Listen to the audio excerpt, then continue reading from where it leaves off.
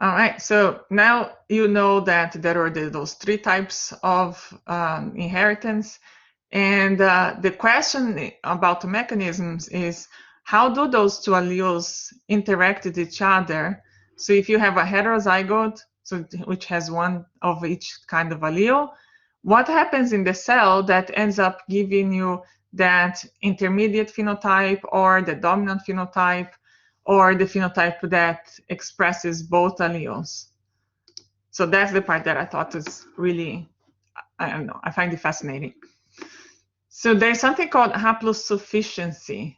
So if you have one allele, which you're going to say is the functional allele, meaning might be an enzyme that does its job. And so the haplosufficiency is having at least one. So when I say one, I mean at least one functional allele is enough to produce the dominant phenotype. You're going to see specifically on the example of the yellow and green peas, which is interesting to know, like, okay, why is it yellow or is it green? So in this case, you are either yellow or green, and so there is some enzyme that plays a role in whether the seed will look yellow or green. And in this case, you're like, okay, having at least one functional enzyme makes it yellow. Then there is haplo insufficiency, which is you have a count of functional or active genes, and that matters. So imagine that, okay, on the left case, maybe on the haplosufficiency, that you have people coming for Thanksgiving and or Easter. Okay, Easter's around the corner, and in those days you'd have a big gathering, and you are cooking, and you're like, okay, I need more people cooking here because I have to get this job done. So in that case, actually that would be more this case of you. If you have one cook, then pink gets, that's how many dishes you can make. Let's say that white is just you didn't make any pigment, and then with one cook you make a little bit of pigment, so now it's pink. But with more cooks, you made more pigment and it's red.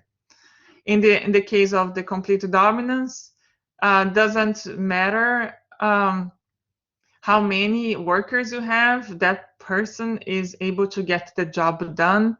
Doesn't matter if it's Easter or if it's just your everyday lunch, one is enough to get the job done, to have all the dishes you need made.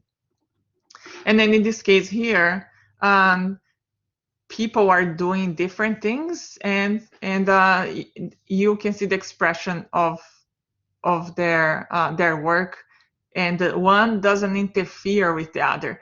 So there is such thing as also too many cooks, right? So one interfering with the work of the other. In this case, when we think about the codominance of A and B, they're each making their own thing, and the action of the enzyme that does this job doesn't interfere with the action of the enzyme that does this job. So let's see those examples as they happen in molecular pathways. So I'm going to start with the codominance because it might be the easiest one to understand. And so here you have the O antigen. It's on the surface of your red blood cell. There is this molecule, the H antigen. So here is your H antigen.